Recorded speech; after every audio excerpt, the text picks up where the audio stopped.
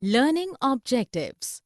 After completing this digital module, learners will be able to understand that the role the government plays has several implications for its deficits, which further affect its debt. Learn that the government provides certain goods and services which cannot be provided by the market mechanism. Learn that when goods are produced directly by the government, it is called public production. Learn how the government sector affects the personal disposable income of household by making transfers and collecting taxes. Learn that as the wages and prices do not fall below a level and thus the employment cannot be brought back to the earlier level automatically. Understand that the intervention of the government, whether to expand demand or reduce it, constitutes its stabilization function. Learn that redistribution objective is sought to be achieved through progressive income taxation, in which, with income rising, the tax rates gets increased too. Understand that when government takes fresh loans, it will mean that in future these loans will have to be returned and interest will have to be paid on these loans. Learn that the budget documents classify total expenditure into plan and non-plan expenditure. Understand that the fiscal policy strategy statement sets the priorities of the government in the fiscal area, examining current policies and justifying any deviation in important fiscal measures. Understand that when a government spends more than it collects by way of revenue, it incurs a budget deficit. Learn that when the government incurs a revenue deficit, it implies that the government is using up the savings of the other sectors of the economy to finance a part of its consumption expenditure. Learn that the capital receipts created by the non-debts are those receipts which are not borrowings and therefore do not give rise to debt. Understand that the goal of measuring primary deficit is to focus on present fiscal imbalances. Learn that the increase in government spending directly affects the total spending, whereas taxes enter the multiplier process through their impact on disposable income as to influence the household consumption. Learn that during a recession, when the GDP falls, disposable income falls less sharply, but the consumption does not drop because of the tax liability as it is fixed on the other hand. Learn that how by borrowing, the government transfers the burden of reduced consumption on future generations. Understand the situation when some private borrowers will have to leave the financial markets as the government claims an increasing share of the economy's total savings. Government budget, scope and objectives. Promoting welfare in the name of public expenditure and imposing taxes for costs to earn the revenue. These two opposite sides need to be balanced as the utility and disutility of the government financial transactions.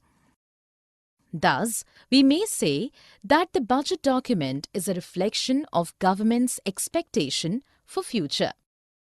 When expenditure and revenue gets unbalanced, we can see the surplus or deficit budgets. In brief, it consists of plans, programs, projects for current and as well as the proposals for coming year, details of resources and income from different sources, the depiction of actual receipts and expenditure of previous year, and various government agencies, financial performance and its relevant data. Allocation and redistribution functions of the government budget. We know that government provides public goods like streets, national defense, and else which are not the properties of any private individual. Moreover, the properties of the public goods are non-excludable, where we can find many non-paying users. Thus, the goods which are financed through the budget and can be used without any direct payment, they are called public provisions. The public goods can be made under private ownership or directly by the government in public production system. Sometime, through imposing taxes, government tries to change the distribution of income towards the needy section of the society by the aid of different welfare activities, which is called the redistribution function. Stabilization function of the government budget. The spending tendency of numerous private economic agents affect the level of aggregate demand, and this is directly proportional with the level of classification of receipts and expenditure. Revenue receipts and capital receipts of the government budget. For the revenue receipts, the liabilities or assets have not been created. These types of proceedings of taxes, rate of interest or dividend on any government bond or securities, cess or any other receipts for the services as provided by the government. They are the current income receipts from various sources and shown as the means of government expenditure. The capital receipts are the outcomes of creating liabilities or borrowing and reducing assets or disinvestment. That is why the raising of funds by the government by incurring a liability or by disposing of some assets are entitled as capital assets. In the case of revenue receipts, government is not bound to return the amount in future, that is, they are non-redeemable. But the capital receipts are intrinsically borrowing, so they must be paid along with interest. Revenue expenditure of the government budget. Similarly, the revenue expenditure neither balanced, surplus and deficit budgets. Measures of government deficit, revenue, fiscal and primary deficits. In revenue deficit, the budgeted revenue and expenditure figures are not equal to actual amount of revenue received and or the actual amount of expenditures. In revenue surplus, the actual amount of net income exceeds unlike the revenue deficit. At times, the government's total expenditure crosses the limit of the revenue as generated, but it excludes the money from borrowing, then fiscal deficit occurs. According to Keynes, the deficits helps progressively the countries to getting out from the economic recession. The requirement to borrow the money from the market for any government usually includes the interest obligations on the accumulated debt. Thus, by measuring primary deficit, it tries to focus on present fiscal imbalances. Fiscal policy, changes in government expenditure and taxes. By doing changes in the expenditures and taxes, government intends to increase output and income in the economy. When government takes the expansionary method, then the expenditure increases than the rate of taxes as imposed. It eventually results in better GDP and reduces unemployment. In contractionary approach, government increases the tax rates to reduce the inflation, which on the other side increases unemployment. Balanced budget multiplier, proportional taxes and transfer payments. In any balanced budget, The consequence of increasing government expenditure shows the balanced budget multiplier. The increase in government spending here equals by the increase in taxes in respective manner, which leads to increase in net income by the same amount. The proportional income tax can be acted as an automatic stabilizer in the economy as it increases the flows of disposable income and consumer spending.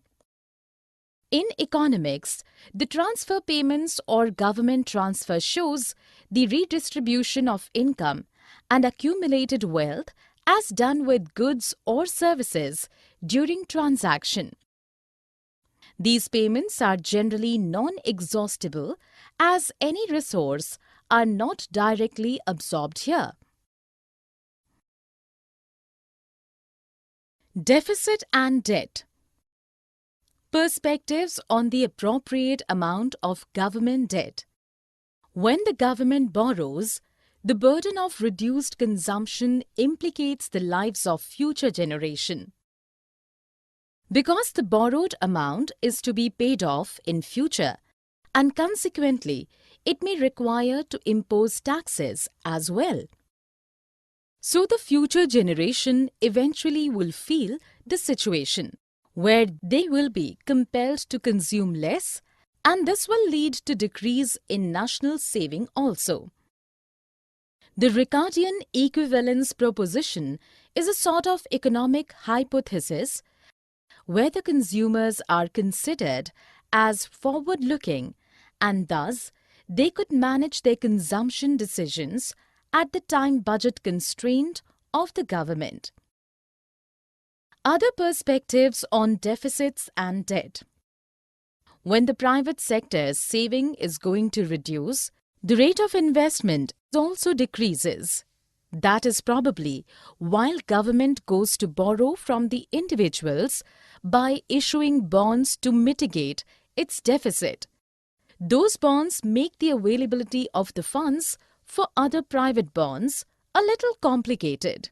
In this position, some private borrowers then opt to crowd out of the financial markets for the reason of government's claim of increasing share of the total savings in the economy. Deficit reduction. In India, the government tries its tax revenue mainly through aid of direct taxes, while the indirect taxes implicates all income groups equally.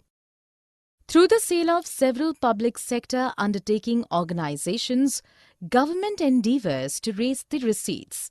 Although reduction of government expenditure could be achieved through better planning and administration.